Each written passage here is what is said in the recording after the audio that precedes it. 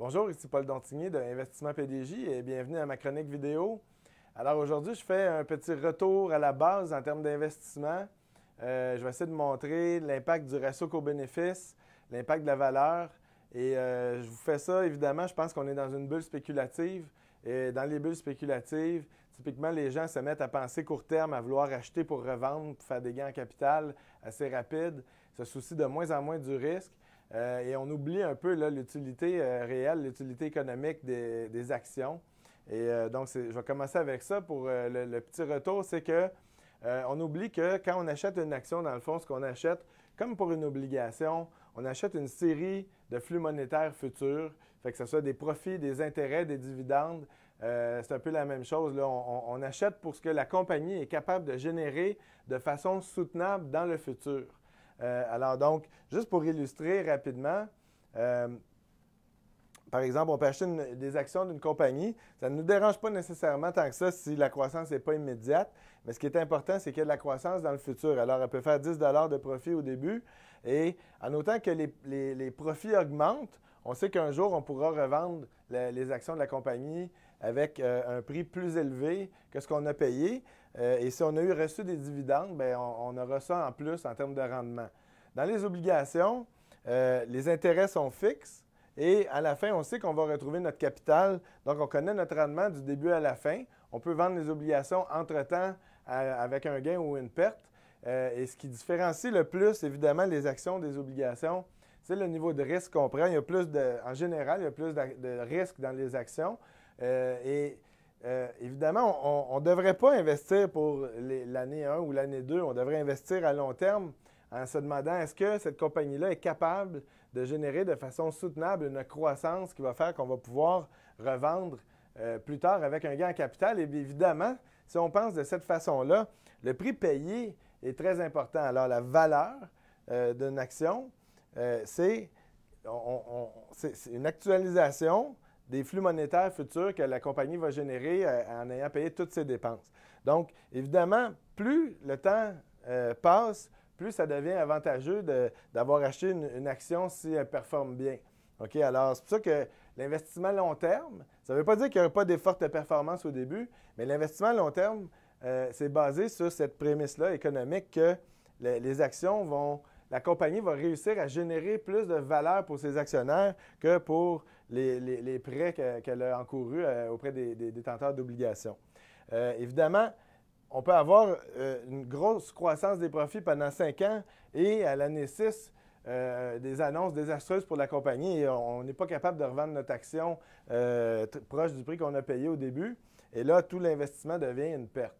OK, alors c'est le risque qu'il y a dans les actions, mais c'est ça qui fait qu'on a du rendement potentiel. Alors, évidemment, quand on regarde du point de vue de cette longue série de flux monétaires, on parle de 10 à 20 ans. OK? On essaie juste d'avoir un estimé vague de la capacité de cette compagnie-là à maintenir un taux de croissance. Alors, quand on a des compagnies qui génèrent de la croissance de 30 pendant 4-5 ans, on devrait savoir que 30 ce n'est pas soutenable pendant 20 ans. Microsoft le fait, mais il n'y a pas beaucoup de compagnies qui ont fait ça.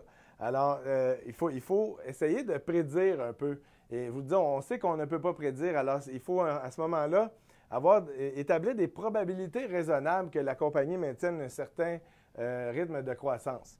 Et pour vous montrer un petit peu là, que les économistes, et là, je ne parle pas ceux qui gèrent des actions, je parle des économistes ici, je vous montre que les économistes, historiquement, n'ont pas réussi à prévoir la récession, même quelques jours ou semaines avant la récession, avant que la récession soit annoncée.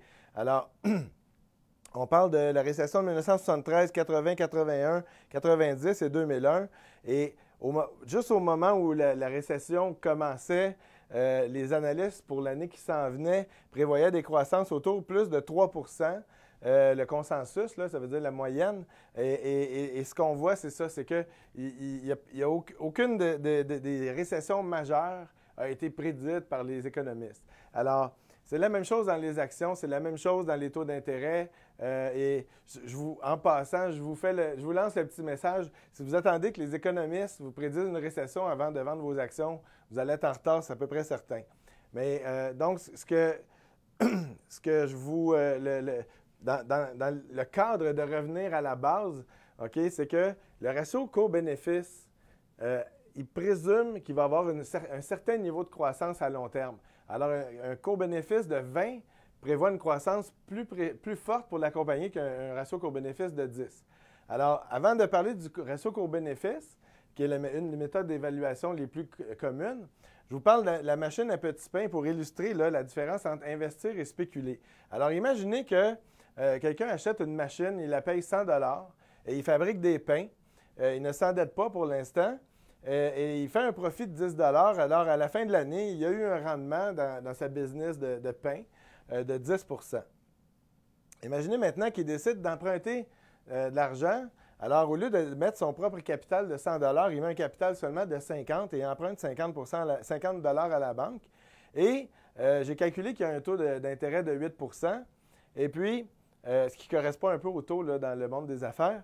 Et donc, si on fait son profit moins les frais d'intérêt, sans remboursement de la dette toutefois, ça lui fait un rendement de 12 On sait qu'évidemment, il va falloir qu'il génère du profit pour rembourser la dette.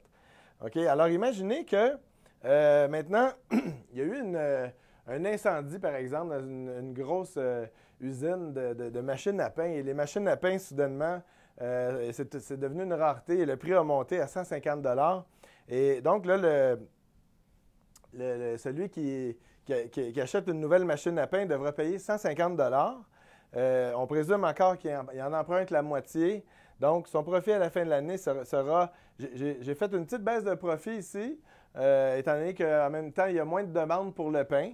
Alors, on voit qu'il peut faire quand même un rendement de 8 OK? Et là, à ce moment-là, la personne se dit, si j'avais acheté une machine à pain l'année passée, puis je l'avais revendue 150 cette année, ou peut-être 140 ou 130 parce qu'elle est usagée, j'aurais fait plus d'argent. Alors, il commence à avoir cette petite idée-là qui lui trotte dans la tête.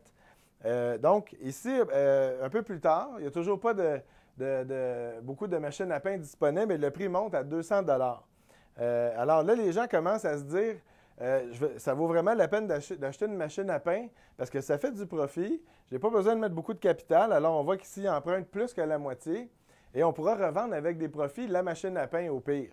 Et puis, on voit que le profit ici diminue parce qu'il commence à avoir beaucoup plus d'intérêt. Alors, ça fait un rendement de 6 Et là, on arrive comme on a eu dans les maisons où les gens veulent acheter une machine à pain pour la flipper, là, pour vendre et faire plus d'argent sur la machine à pain que d'attendre, par exemple, 5 ans pour faire un profit de 3 par année.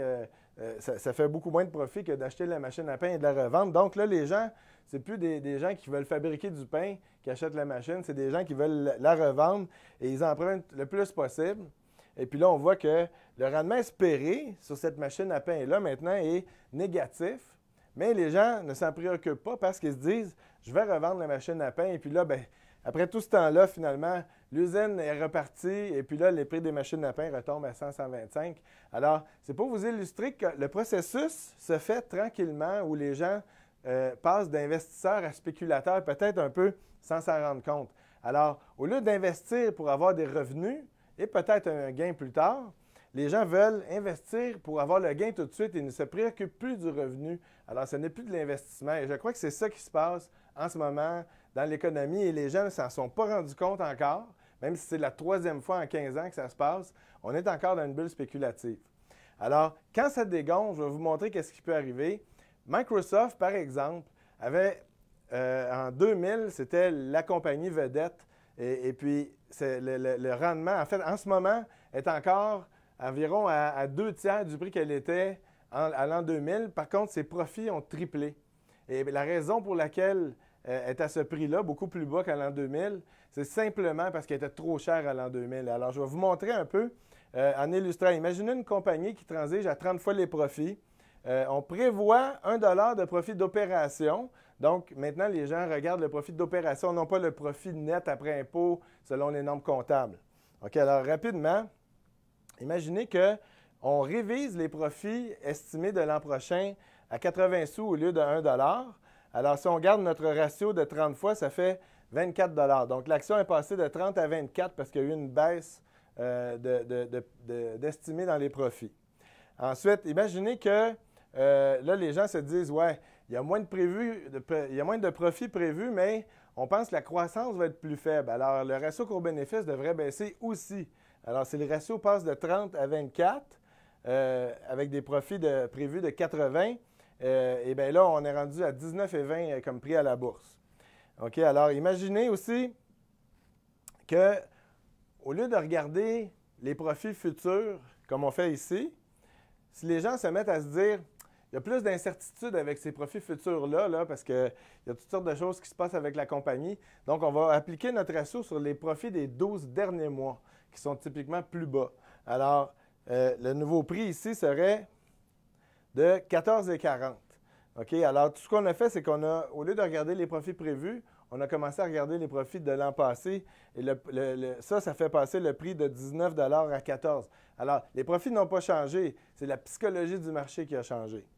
OK? Ensuite, imaginez que là, les gens se disent, ouais, on regarde les profits de l'année passée. La moyenne historique dans les profits, on pense que cette compagnie-là, finalement, elle va avoir une croissance moyenne plutôt qu'une croissance phénoménale. OK? Donc, le ratio moyen dans l'histoire, c'est autour de 15 fois les profits. Et là, finalement, tout ce temps-là, là, ça fait que les profits sont annoncés et finalement, c'est 50 sous les profits. Il y a une petite surprise négative. Et là, ben, on se ramasse avec un prix qui est à 7,50 $. Donc, l'action a baissé de 75 %, un peu ce qui est arrivé à Microsoft, sauf qu'eux, il n'y avait même pas eu de baisse de profit. Dans le moins de 75, là, il y a 40 % de baisse qui est due à la baisse des profits et il y a 35 % qui est dû à une baisse du ratio cours-bénéfice. Alors, les changements qu'on a eus, c'est qu'on a eu des gens qui ont changé le type de profit qu'ils regardent. Ils ont changé combien de fois ils sont prêts à payer chaque dollar de profit. Et évidemment, la compagnie a eu des nouvelles un peu négatives, mais elle fait encore 50 sous par action de profit. Elle n'est pas en catastrophe, elle n'est pas à perte. Ce n'est pas la Grande Dépression, là. Alors, on peut avoir de fortes baisses dans les titres qui sont évalués au-dessus des moyennes historiques en ce moment. OK? Et donc, c'est ça ma conclusion. En fait, vous la connaissez parce que je ne l'ai pas changé depuis un bon bout, mais on voit en ce moment, encore une fois, les actions sont très chères par rapport aux normes historiques dans les ratios. Les profits sur lesquels on paye ces ratios-là sont très élevés. L'endettement et les déficits des individus, des consommateurs et des gouvernements et des compagnies sont très élevés encore. L'impression d'argent des banques centrales est énorme encore. Et la croissance structurelle est rendue relativement faible comparée à ce qu'elle a été les 30-40 dernières années. Mais les investisseurs évaluent encore les titres, à mon avis, comme si on allait avoir la même croissance qu'on a eue dans les 40 dernières années, ce qui ne sera pas le cas. Alors, j'ai dit, là, je vois le Dow Jones en bas de 10 000 au cours des prochains mois. Je n'ai pas de date précise, comme vous le savez. Je sais que je ne peux pas prédire les dates, mais en termes de valeur, je peux vous dire qu'à mon avis, la bourse devrait être 50 % plus bas que ce qu'elle est en ce moment. John Hussman le confirme avec ses études historiques et divers ratios. Et on voit que même Mme Yellen a dit il y a 75 % des gens qui se voient encore en récession, comme si on avait eu une récession permanente depuis 2008. Et elle a dit, d'ailleurs, il y a des signes économiques qui démontrent que c'est un peu vrai. Alors, on voit que la Banque centrale a fait des plans d'aide. Ils ne semblent pas avoir fonctionné comme elle voulait. Et en ce moment, ils sont en train de retirer l'aide. Alors, c'est vraiment des signaux qui nous disent de faire très, très attention dans les actions. Et encore une fois, je suis très négatif sur les actions et sur l'économie à cause de tout ça. Alors, réfléchissez à ça et on se reparle très bientôt.